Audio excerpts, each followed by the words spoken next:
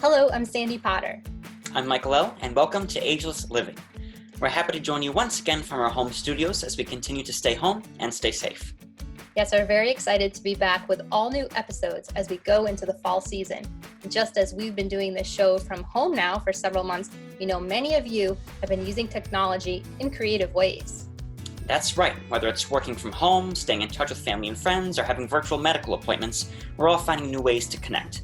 So we thought it would be great to get some advice on all things techie. Yes, I sat down this week with our resident technology guru, Tyler, from the Masonicare IT Department. Let's take a look at our virtual discussion. Hi, Tyler. Thanks so much for joining us today. How are you, Sandy? Thanks so much for having me. Absolutely. We're talking tech today and all things virtual, as the circumstances of this year have left many of us turning to our computers, to our phones, to go about our daily activities. Can you give us some tips for using online software like Zoom and GoToMeeting and things like that? Of course.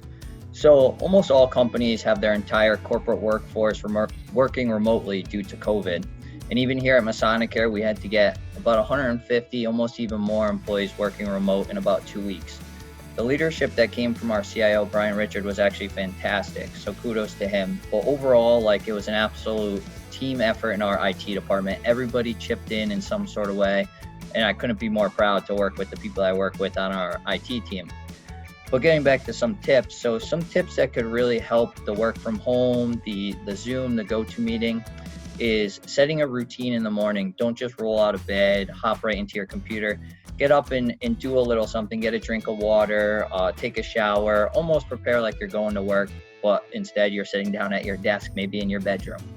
Another tip is schedule a break or two throughout the day. A lot of people that work at home will sit in front of the computer for too long and stress themselves out. You got to give yourself a break. Even if it's a 5-minute walk down the street, give yourself a quick break. It'll relieve some stress. It'll actually make you more productive in the long run. Another tip is keep a dedicated office space in your house. A lot of people will just move around, sit on the couch, sit on their bed. If you have a desk and kind of some space, a monitor, keyboard, mouse, it'll make you more comfortable throughout the day. You'll be more productive in that way. And don't forget to ask your IT department for that equipment. You may be working on just a monitor with just the keyboard on the laptop, and you may be finding that it's really hard to get your work done. Feel free to reach out to your IT department, especially us here at Masonicare. We're more than happy to get you the equipment that you need when working from home, because of course that's gonna speed up your workflow every day and help you out, which in turn helps the company out.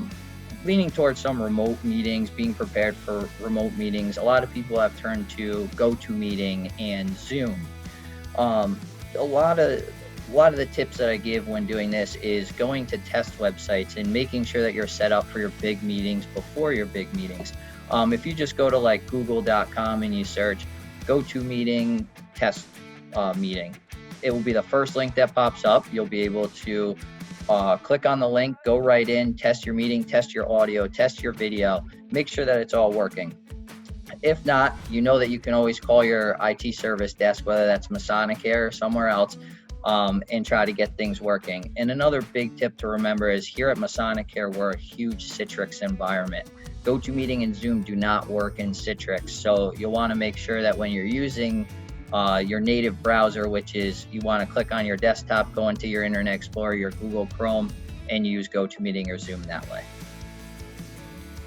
Good tips. Really, I love that testing your meeting ahead of time. That's important. We've all had that happen where you show something's not quite right and it can be embarrassing. Of course, and you're sweating and you're getting all hot right before your meeting. Oh yeah, I totally suggest at least 15, 20 minutes before, if not a couple hours before, going and test for that meeting. Yes, good advice.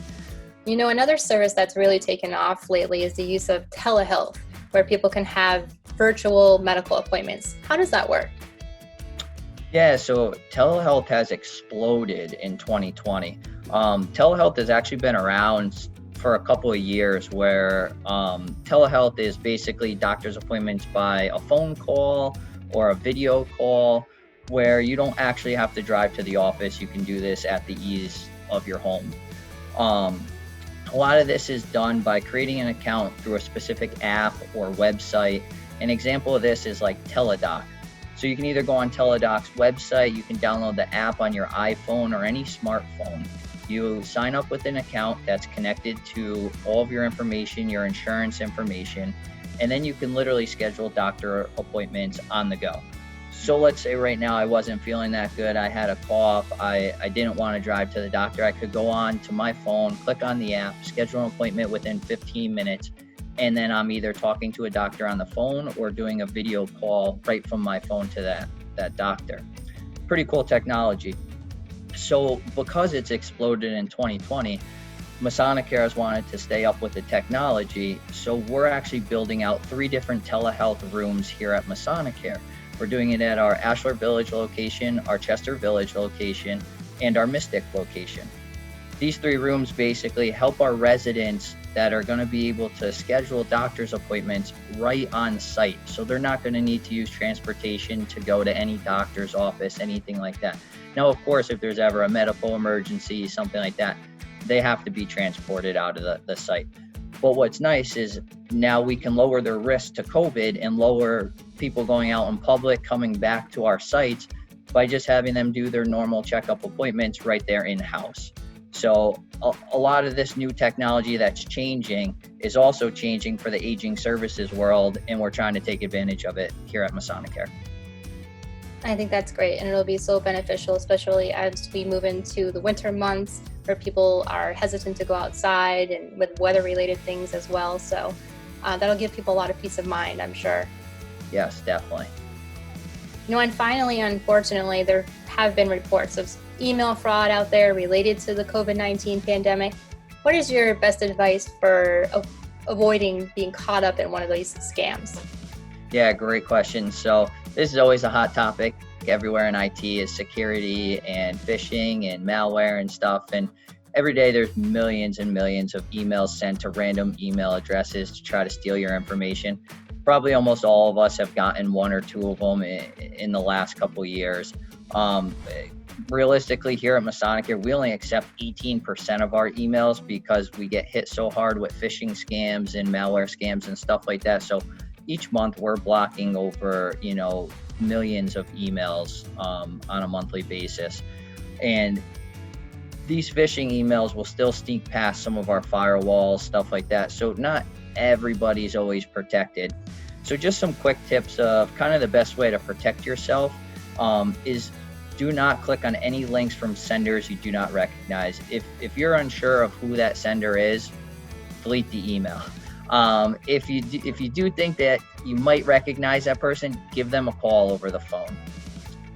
If you don't have their phone number, it's probably something not important. Just delete it. Always better to delete. If it's something super important, it will come back around again. They'll get in contact with you. Also, if you do ever click on any of the links, don't ever fill out any personal information such as credit card numbers, social security numbers, or anything like that one right after you click on a link.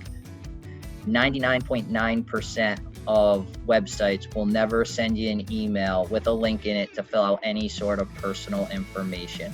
So if you ever get something and you think it might actually be real, go straight to that website, log in with your username and password, and then fill out that personal information. Or call. If something like your insurance company emails you, say Aetna Health sends you an email and they need you to update some forms and they're asking you for social security number. If you don't feel comfortable filling it out right online, give them a call directly at their customer service line, then give the information over the phone from there. It's much better than to give away your identity online because unfortunately that happens a ton. And the last tip is just something I always say to people: if you're ever unsure, don't click. It's just much easier. A simple click could send you into a spiral where things may download on your computer, people may steal your information, you may be spending hours and hours and hours resetting your passwords to get back, and hopefully that somebody doesn't actually steal your identity where then you have to deal with the government and stuff like that. So those are my 3 little tips. I hope that you find them helpful here, and yeah, that's it from me.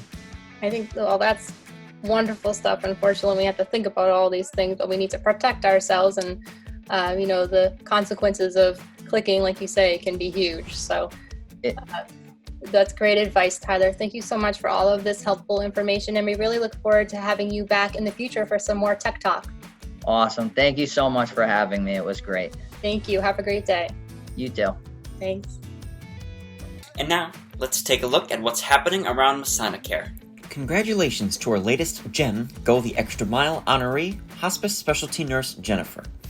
Speaking about her meaningful work, she says, "We have an opportunity every day to interact with humanity and maybe shift and change the world for the better. Thank you, Jennifer, for all you do." This year, the Walk to End Alzheimer's is everywhere. Join our team for the walk on Saturday, September 26th. Walk with your family and friends in your neighborhoods and help us raise awareness and funds to find a cure. The Masonicare Memory Keepers team is open to everyone and no fundraising is required. Just grab your favorite sneakers. To join our team or to make a contribution, visit our Facebook page or email Team Captain Audrey at agrowth@masonicare.org for more information. Thanks so much for joining us for another virtual edition of Ageless Living. We look forward to bringing you more stories about living well as we take this journey together. And until next time, stay well and remember, be ageless.